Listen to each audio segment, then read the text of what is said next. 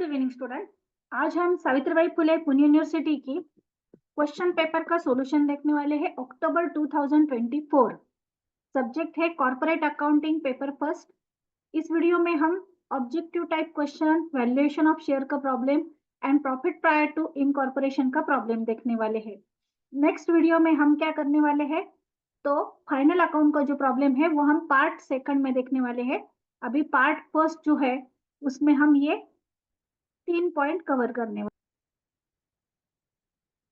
तो इस वीडियो में हम 3 पॉइंट कवर करने वाले हैं। सावित्रीबाई फुले पुणे यूनिवर्सिटी की अक्टूबर 2024 की क्वेश्चन पेपर, सब्जेक्ट है कॉर्पोरेट अकाउंटिंग और जो टॉपिक हम कवर करने वाले हैं वो है objective type question, valuation of shares, profit prior to incorporation. ये पार्ट फर्स्ट है। पार्ट सेकंड में हम जो रिमेनिंग प्रॉब्लम है फाइनल अकाउंट का वो कवर करेंगे। तो स्टार्ट करते हैं। ऑब्जेक्टिव टाइप क्वेश्चन जो है उसके आंसर मैंने वहीं पर मार्क करके दिए हैं क्वेश्चन पेपर के ऊपर। देखिए ये अक्टूबर 2024 की क्वेश्चन पेपर है। ऑब्जेक्टिव टाइप क्वेश्चन जो है उसके आंसर मैंने यहीं पर मार्क करके दिए हैं। तो 2.5 आवर का टाइमिंग था इस क्वेश्चन पेपर का।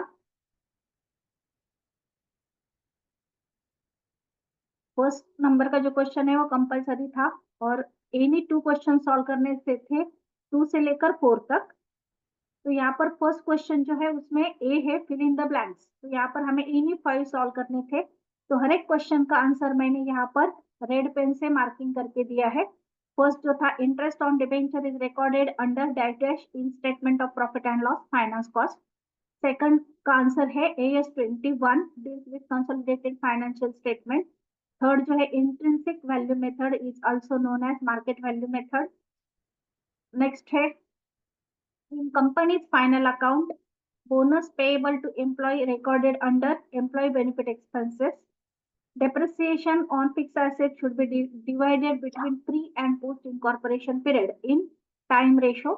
According to AS5, change in useful life of depreciable asset is change in accounting estimate. Bill discounted but not yet matured is contingent liability. अभी ट्रू फॉल्स जो है उसके आंसर मैंने यहीं पर ट्रू के लिए टी लिखा है, फॉल्स के लिए एफ लिखा है। इस तरह से यहाँ पर ट्रू फॉल्स के आंसर मैंने दिए हैं। नेक्स्ट है मैच द फॉलोइंग। तो हर एक का जो पेयर है उसका मैंने यही सामने आंसर लिखा है। Interest on partnership capital pre incorporation period. Then second जो है लिटिगेशन स्टेटमेंट एक्सपेंसेस, तो वो है उसका आंसर है एक्सेप्शनल आइटम। नेक्स्ट है अकाउंटिंग फॉर अमलगमेशन, उसका आंसर है AS 14। नेक्स्ट है इल्ड, उसका आंसर है effective rate of return on investment. Next है अनकॉल्ड शेयर कैपिटल, तो उसका आंसर है रिजर्व कैपिटल। शॉर्ट नोट आपको A3 लिखनी थी, उसमें AS 5 factor affecting valuation of shares, marginal remuneration, interest to vendor and amalgamation in nature of merger. इस तरह की कौन सी भी 3 शॉर्ट नोट आपको लिखनी थी। तो ये ऑब्जेक्टिव टाइप क्वेश्चन था, क्वेश्चन नंबर 1, जिसमें A fill in the blanks थे, B ट्रू फॉल्स था, C मैच द फॉलोइंग था एंड D शॉर्ट नोट थे। अभी हम जो प्रॉब्लम सॉल्व करने वाले हैं तो वो प्रॉब्लम हम पहले प्रॉफिट प्रायर का देन वैल्यूएशन ऑफ शेयर्स का सॉल्व करेंगे और फाइनल अकाउंट के प्रॉब्लम के लिए मैंने सेपरेट वीडियो बनाई है। तो देखिए ये फाइनल अकाउंट का प्रॉब्लम है। इस क्वेश्चन पेपर में आपको सिर्फ प्रॉब्लम दिखा रही हूँ, नेक्स्ट वीडियो में आपको सॉल्यूशन भी मिल जाएगा। क्वेश्चन नंबर 3 में प्रॉफिट प्रायर टू इनकॉर्पोरेशन का प्रॉब्लम पूछा गया था। तो पहले मैं प्रॉब्लम एक्सप्लेन कर रही हूँ। Sumit limited was incorporated on 1st July 2023 to take over running business of partnership firm with effect from 1st April 2023.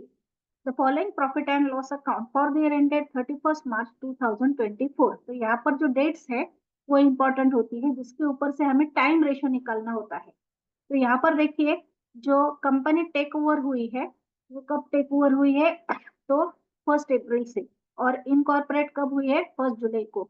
तो 1st अप्रैल से लेकर 1st जुलाई तक का जो पीरियड है वो प्री इनकॉर्पोरेशन पीरियड है, मतलब अप्रैल मई जून 3 महीने का पीरियड जो है प्री इनकॉर्पोरेशन में आएगा। टोटल ईयर के मंथ्स होते हैं 12 में से हम 3 माइनस करेंगे तो 9 मंथ का पीरियड पोस्ट इनकॉर्पोरेशन का आएगा।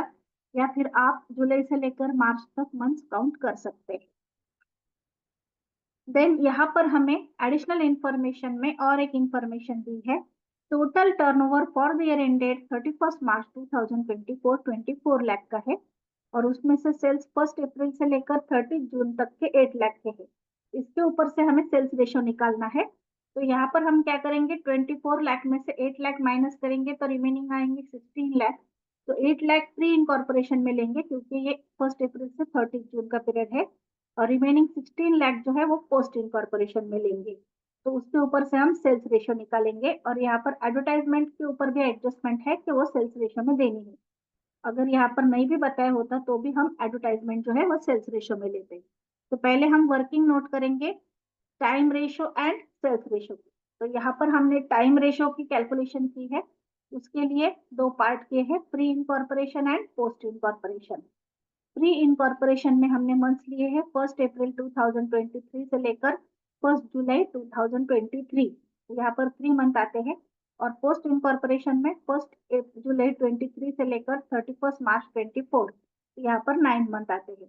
तो 3 के टेबल में 9 आता है, तो 3 1 जा 3, यानी कि यहाँ पर 1 आ गया, और यहाँ पर 3 3 का 9, यानी कि 3 आ गया। तो रेशियो आ गया 1:3। नेक्स्ट हमें कैलकुलेशन करना है सेल्स रेशो का। टोटल सेल्स है 24 लाख के, और उसमें से प्री इनकॉर्पोरेशन के 8 लाख। तो रिमेनिंग हमने पोस्ट इनकॉर्पोरेशन में लिए, 0 0 कैंसिल किए, और यहाँ पर हमने 8 से डिवाइड किया है। 8 को 8 से डिवाइड किया 1, और 8 से 16 को डिवाइड किया 2। तो यहाँ पर सेल्स रेशो आया है 1:2। इस तरह से ये दो रेशो हमने पहले कैलकुलेट कर ली। अभी स्टेटमेंट निकालना है। अभी हम स्टेटमेंट निकाल रहे हैं। स्टेटमेंट के लिए ऊपर लिखे in the books of Sumit limited statement showing profits prior to and post incorporation for the year ended 31 March 2024। यहाँ पर हमने स्टेटमेंट प्रिपेयर किया है। स्टेटमेंट के लिए हमें पहला कॉलम पर्टिकुलर का बनाना है, then basis, ratio, total. Pre incorporation में दो कॉलम आएंगे, एक डेबिट का और एक क्रेडिट का। पोस्ट इनकॉर्पोरेशन में भी दो कॉलम आएंगे, एक डेबिट का और एक क्रेडिट का। तो यहाँ पर हम स्टार्ट करते हैं क्रेडिट साइड से। तो क्रेडिट साइड में ग्रॉस प्रॉफिट है 10,20,000, वो हमें डिस्ट्रीब्यूट करना है सेल्स रेशो में। तो पहले लिखा ग्रॉस प्रॉफिट, बेसिस में लिखा सेल्स, रेशो में सेल्स रेशो लिखा 1:2। टोटल अमाउंट है 10,20,000, उसको हमने 3 से डिवाइड करना है। 3 से डिवाइड करने के बाद 3,40,000 आए, और उसको 2 से मल्टीप्लाई करके पोस्ट में दिया 6,80,000। इस तरह से पहले हमने क्रेडिट का जो आइटम है वो डिवाइड कर लिया, और यहाँ पर क्रेडिट की टोटल लिखनी है तो उसको मैंने बोल्ड कर दिया है 10,20,000। अभी डेबिट साइड के जो आइटम है वो हमें 1 बाय 1 लिख लेने हैं। तो आपको कमीशन से लेकर सेल्स प्रमोशन एक्सपेंसेस तक सभी एक्सपेंसेस एक के नीचे एक लिखने हैं, और ये यहाँ पर जो अमाउंट दी गई है वो टोटल के कॉलम में लिखनी है। तो हमने इसी तरह से यहाँ पर कमीशन से लेकर सेल्स प्रमोशन एक्सपेंसेस तक सभी एक्सपेंसेस लिख लिए, और उसकी जो अमाउंट है वो अमाउंट के कॉलम में, यहाँ पर टोटल के कॉलम में लिख ली। तो पहले आप इतना भी करेंगे ना तो भी आपको कुछ मार्क्स मिल जाते हैं। तो यहाँ पर आप इस तरह से पहले सभी एक्सपेंसेस लिख लीजिए, और टोटल के कॉलम में अमाउंट लिख लीजिए। तो यहाँ पर आप इतना करेंगे तो भी उसको कुछ मार्क्स आपको मिल सकते हैं, इसीलिए इसी तरह से स्टेप्स फॉलो कीजिए। अभी हमें क्या करना है, जो एक्सपेंसेस है वो 1 by 1 sales ratio, time ratio, या फिर पोस्ट इनकॉर्पोरेशन, प्री इनकॉर्पोरेशन में डिस्ट्रीब्यूट करने हैं। तो इस वीडियो के डिस्क्रिप्शन बॉक्स में आपको जो कंपनी अकाउंट है, तो कंपनी अकाउंट से रिलेटेड जितने भी टॉपिक है उतने सभी टॉपिक की वीडियोस की लिंक आपको डिस्क्रिप्शन बॉक्स में मिल जाएगी। देन रिमेनिंग जो अकाउंटिंग के टॉपिक है उनकी भी लिंक डिस्क्रिप्शन बॉक्स में मिल जाएगी। तो पहला जो आइटम है कमीशन, वो हम देते हैं सेल्स रेशो में, इसीलिए मैंने बेसिस में लिखा सेल्स, रेशो में लिखा 1:2, जो हमने पहले से ही कैलकुलेट करके रखा है यहाँ पर 1:2 रेशो। तो इस रेशो में हम ये 1,20,000 है वो डिस्ट्रीब्यूट करेंगे। तो 1,20,000 को 3 से डिवाइड किया 40,000, एक शेयर आया 40,000 एंड 80,000। अभी डेबिट साइड शुरू है, तो डेबिट साइड के कॉलम में हम लिखेंगे प्री को और पोस्ट को। नेक्स्ट है एडवर्टाइजमेंट। एडवर्टाइजमेंट भी हमें सेल्स रेशो में ही डिस्ट्रीब्यूट करना है, लेकिन उसके ऊपर एडजस्टमेंट थी, इसलिए हमने यहाँ पर लिखा एक्चुअल। रेशो में 1:2, टोटल अमाउंट 1,20,000, सेम अमाउंट आएगी 40,000 एंड 80,000। नेक्स्ट है डेप्रिसिएशन। डेप्रिसिएशन हम टाइम रेशो में देते हैं। टाइम रेशो है 1:3, तो 1 एंड 3 इसकी टोटल आई 4। 4 से हम 80,000 को डिवाइड करेंगे तो 1 शेयर आया 20,000 का, तो प्री में हमने लिखा 20,000, पोस्ट में हमने उसको 3 से मल्टीप्लाई किया 60,000। नेक्स्ट आइटम है सैलरी। सैलरी को हम टाइम रेशो में देंगे 1:3, जो पहले से हमने निकाला था वर्किंग नोट में। टोटल अमाउंट है 1,60,000, उसको 4 से डिवाइड किया तो 40,000, और 40,000 को 3 से मल्टीप्लाई किया 1,20,000। नेक्स्ट है इंश्योरेंस, जो हम टाइम रेशो में देंगे 1:3।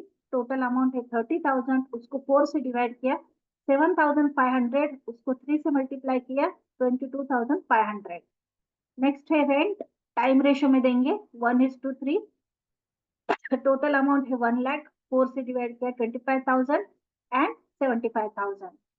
डिस्काउंट हम सेल्स रेशो में देते हैं, तो सेल्स बेसिस में सेल्स रेशो में 1:2। टोटल अमाउंट है 24,000, उसको हमने 3 से डिवाइड किया 8,000 एंड 16,000। नेक्स्ट है salary to partner. Salary to partner हमेशा प्री इनकॉर्पोरेशन को जाता है, सो 20,000 की पूरी अमाउंट हमने प्री इनकॉर्पोरेशन में ली। नेक्स्ट है डायरेक्टर फीस। डायरेक्टर फीस हम हमेशा टोटल अमाउंट पोस्ट में देते हैं, तो यहाँ पर रेशो में डैश करना है। टोटल अमाउंट है 29,400, पूरी की पूरी अमाउंट हमने पोस्ट इनकॉर्पोरेशन में लिखी है। नेक्स्ट है carriage outward. Carriage outward sales ratio में डिस्ट्रीब्यूट करना होता है 1:2। टोटल अमाउंट 12,000, उसको 3 से डिवाइड किया 4,000 इंटू 2 किया 8,000। Next administrative expenses time ratio में देने हैं 1:3। टोटल अमाउंट है 37,000, तो यहाँ पर 37,000 को हमने 4 से डिवाइड किया 9,250 इंटू 3 किया 27,750। And last sales promotion expenses. Sales promotion expenses हम सेल्स में देंगे 1:2। यहाँ पर थोड़ी सी और फिगर आ रही है, इसलिए हमने 1 रुपीज जो है एडजस्ट किया है, तो 11,200 को हमने 3 से डिवाइड किया, और यहाँ पर अमाउंट आई है 3,733.33 आया था, तो मैंने यहाँ पर 33 ले लिया है, और इंटू 2 करके 7,466.6 आया था, तो मैंने 7 कर लिया है। तो इस तरह से हमने सभी एक्सपेंसेस जो है डिस्ट्रीब्यूट कर लिए हैं। अभी हमें स्टेटमेंट क्लोज करना है, तो किस तरह से क्लोज करना है? यहाँ पर जो क्रेडिट की अमाउंट है वो हमें टोटल में लिखनी है 3,40,000 एंड 6,80,000, तो हमने पोस्ट इनकॉर्पोरेशन में 6,80,000 लिख लिए हैं। अभी उसमें से हम क्या करेंगे, डेबिट माइनस करके बैलेंस अमाउंट निकालेंगे।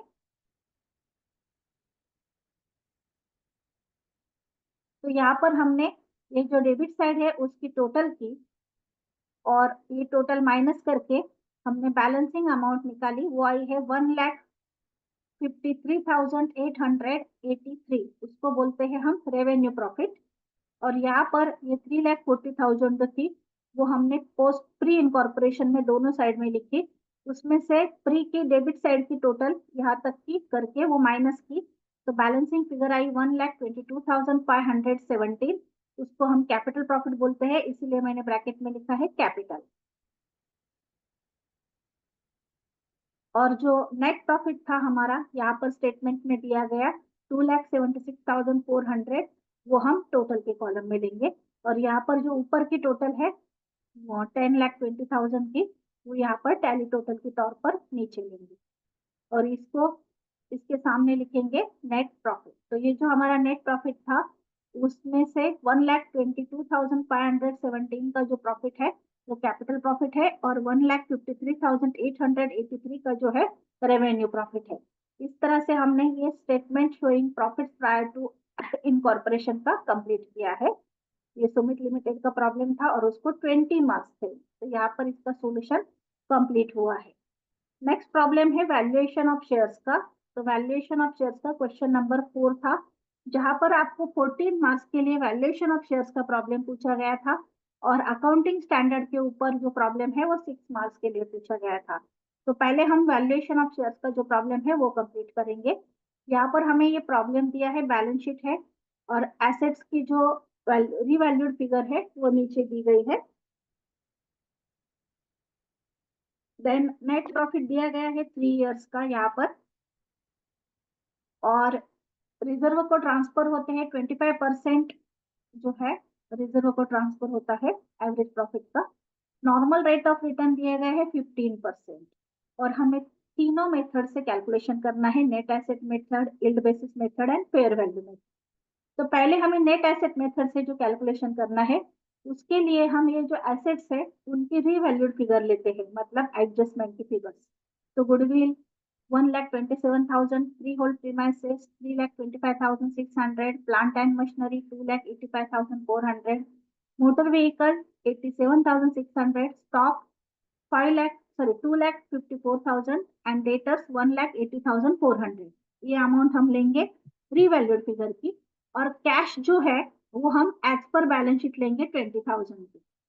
तो पहले हम ये एसेट्स लेंगे और उसमें से जो लायबिलिटीज माइनस करनी है वो हम करेंगे। 8% debenture 1,54,000, sundry creditors 1,26,000 and bills payable 68,000। तो पहले हम नेट एसेट मेथड से कैलकुलेशन करेंगे। तो नेट एसेट मेथड से हम कैलकुलेशन कर रहे हैं, calculation of total net asset. तो यहाँ पर हम टोटल नेट एसेट कैलकुलेट कर रहे हैं। इसके लिए हमने पहले रीवैल्यूड फिगर ली है। Goodwill 1,27,000, then freehold premises 3,25,600, plant and machinery 2,85,400, motor vehicle 87,600, stock in trade 2,54,000, sundry debtors 1,80,400 and cash 20,000। इस तरह से हमने यहाँ पर जो रीवैल्यूड फिगर दी गई थी वो ली है। इनकी हम टोटल करेंगे, तो टोटल आई 12,80,000, उसमें से हम लायबिलिटीज माइनस करेंगे, less sundry liabilities, 8% debenture, sundry creditors and bills payable. तो यहाँ पर हमने 1,54,000, 1,26,000 एंड 68,000 माइनस किए, तो हमारी बैलेंसिंग फिगर आई है 9,32,000। मतलब हमारी जो नेट एसेट्स है वो आई है 9,32,000। यहाँ पर हम लिखेंगे नेट एसेट्स 9,32,000। अभी सेकंड स्टेप हमें करनी है fund available for equity share holder. तो उसका फॉर्मूला है fund available for equity share holder is equal to total net asset minus preference share capital. तो प्रॉब्लम में हमें यहाँ पर प्रेफरेंस शेयर कैपिटल दिया गया है 1 लाख का, तो वो हम माइनस करेंगे। तो यहाँ पर 9,32,000 में से हमने 1 लाख माइनस किया, तो fund available for equity share holder आया है 8,32,000। अभी हम 8,32,000 को नंबर ऑफ शेयर से डिवाइड करेंगे। तो यहाँ पर नंबर ऑफ शेयर्स दिए गए हैं 52,000। तो हम यहाँ पर थर्ड स्टेप लेंगे, value of each equity share is equal to fund available for equity share holder divided by number of equity share और upon number of equity share. तो हम 8,32,000 को 52,000 शेयर से डिवाइड करेंगे, तो एक शेयर की वैल्यू आई है ₹16, ₹16 पर शेयर। ये हुई हमारी first method, net asset method. Second method जो है यील्ड बेसिस मेथड, यहाँ पर 4 स्टेप्स होती है, 4 स्टेप्स होती है। तो फर्स्ट जो स्टेप होती है वहां पर हमें एवरेज प्रॉफिट निकालना होता है। तो पहले हम क्या करेंगे, एवरेज प्रॉफिट निकालेंगे। तो एवरेज प्रॉफिट निकालने के लिए हमें क्या करना है, टोटल प्रॉफिट को नंबर ऑफ ईयर से डिवाइड करना है। तो प्रॉब्लम में हमें यहाँ पर टोटल प्रॉफिट दिया है 1,51,200, 1,91,400 एंड 2,19,000। इनकी हम टोटल करेंगे और उसको 3 ईयर का प्रॉफिट है तो 3 से डिवाइड करेंगे। तो टोटल आई 5,61,600, उसको 3 से डिवाइड किया तो हमारा एवरेज प्रॉफिट आया 1,87,200। सेकंड स्टेप है हम मेंटेनेबल प्रॉफिट निकालेंगे। तो मेंटेनेबल प्रॉफिट निकालने के लिए हमें एवरेज प्रॉफिट में से जितना रिजर्व को ट्रांसफर करना है उतना माइनस करना है। तो प्रॉब्लम में हमें बताया गया है transfer to reserve 25% of profit, तो हम 25% माइनस करेंगे। तो 25% किसके ऊपर माइनस करना है, तो एवरेज प्रॉफिट के ऊपर, मतलब 1,87,200 में से 25% इसी अमाउंट पर हम निकालेंगे। तो 1,07,000 सॉरी 1,87,200 में से 20% हमने माइनस किया, जो हमने इसी अमाउंट पर निकाला था 46,800। तो हम 46,800 माइनस करेंगे तो हमारा मेंटेनेबल प्रॉफिट आया है 1,40,400। ये हो गई हमारी सेकंड स्टेप। थर्ड स्टेप में हम कैपिटलाइज वैल्यू निकालेंगे। तो कैपिटलाइज वैल्यू निकालने के लिए हमें फॉर्मूला लिखना है, capitalise value of profit is equal to maintainable profit upon normal rate of return. तो नॉर्मल रेट ऑफ रिटर्न हमें प्रॉब्लम में दिया गया है 15%, यहाँ पर फोर्थ एडजस्टमेंट में।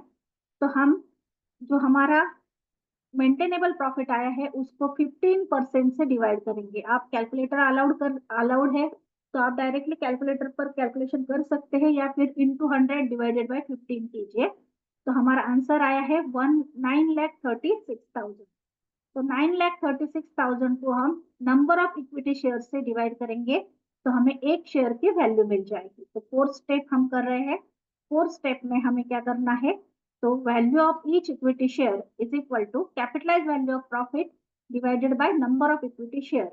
तो हमें कैपिटलाइज वैल्यू 9,36,000 को 52,000 शेयर से डिवाइड करना है। तो एक शेयर की वैल्यू आई है ₹18 पर शेयर। इस तरह से हमने सेकंड मेथड कंप्लीट की, यील्ड बेसिस मेथड। पहले एवरेज प्रॉफिट निकाला, देन मेंटेनेबल प्रॉफिट निकाला, then capitalise value of profit निकाला एंड लास्ट में वैल्यू ऑफ ईच शेयर जो है वो निकाला। अभी लास्ट मेथड है फेयर वैल्यू मेथड। ये बहुत ही इजी होती है क्योंकि यहाँ पर हमें कुछ नहीं करना है। इंट्रिंसिक वैल्यू मतलब पहले कैलकुलेशन का आंसर एंड सेकंड कैलकुलेशन का जो आंसर है उसकी टोटल करके उसको 2 से डिवाइड करना है।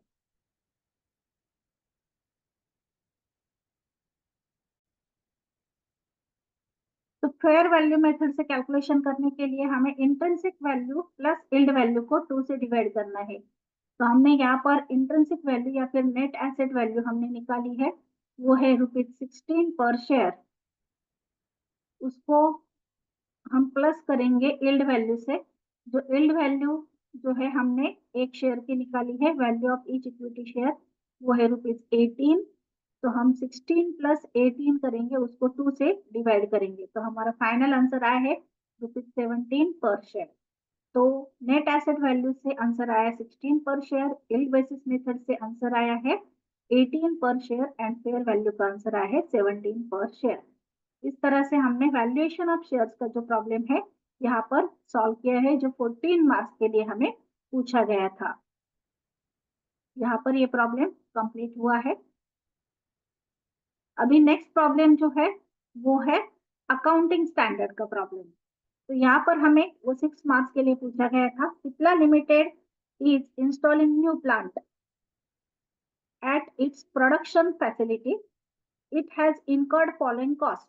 कॉस्ट ऑफ प्लांट दिया गया है 25 लाख का, इनिशियल डिलीवरी चार्जेस है 2 लाख, इनिशियल हैंडलिंग कॉस्ट है 2 lakh, cost of site preparation है 5 lakh, consultant fee for acquiring plant है 2,50,000 and interest paid to supplier है 1,50,000। Compute the balance shown in plant and machinery account on 1st April 2023 in balance sheet। तो हम start करते हैं accounting standard का ये problem का solution.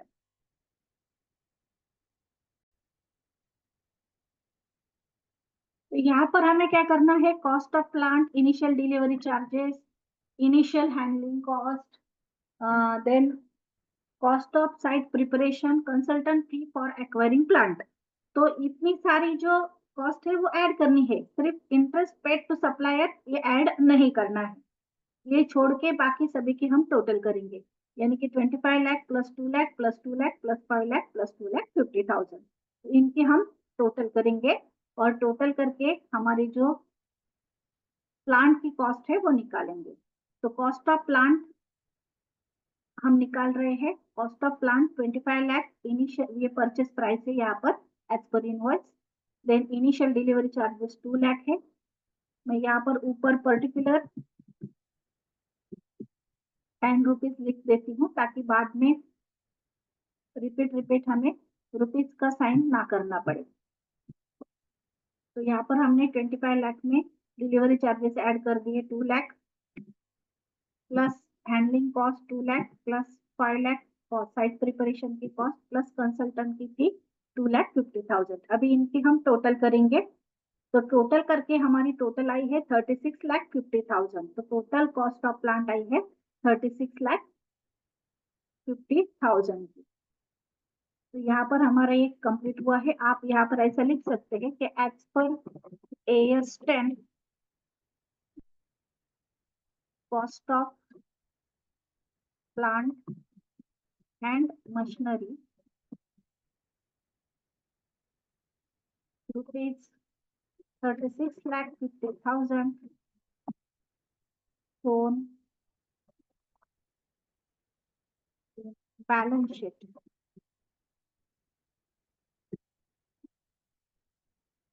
as on 1st April 2023, जैसे कि हमें यहाँ पर पूछा गया। तो ये प्रॉब्लम यहाँ पर कंप्लीट हुआ है। तो हमने इस वीडियो में 3 प्रॉब्लम कवर किए हैं और ऑब्जेक्टिव टाइप क्वेश्चन। ये हमारी क्वेश्चन पेपर है जहाँ पर मैंने ऑब्जेक्टिव की मार्किंग डायरेक्टली रेड पेन से की है, ट्रू फॉल्स की भी मार्किंग की है और मैच द पेयर्स की भी मार्किंग की है। देन ये शॉर्ट नोट है। ये फाइनल अकाउंट का प्रॉब्लम जो हम नेक्स्ट पार्ट में लेने वाले हैं। ये हमारा प्रॉफिट प्रायर टू इनकॉर्पोरेशन का जो हमने ऑलरेडी यहाँ पर सॉल्व करके बताया है, ये सॉल्यूशन है, ये उसकी वर्किंग नोट है। देन ये क्वेश्चन नंबर 4 जहाँ पर हमने वैल्यूएशन ऑफ शेयर्स का 14 मार्क्स का प्रॉब्लम सॉल्व किया है और उसी के साथ 6 मार्क का अकाउंटिंग स्टैंडर्ड का जो प्रॉब्लम है वो भी यहाँ पर हमने कवर किया है। तो आपको इस वीडियो के डिस्क्रिप्शन बॉक्स में अकाउंट के सभी टॉपिक्स की सभी वीडियोस की लिंक आपको मिल जाएगी। आपको क्या करना है, आप किसी भी यूनिवर्सिटी के स्टूडेंट हो, सिर्फ जो टॉपिक है आपका वो देखिए और उसकी प्लेलिस्ट चेक कीजिए, आपको सभी वीडियोस वहां पर मिल जाएगी। Thank you.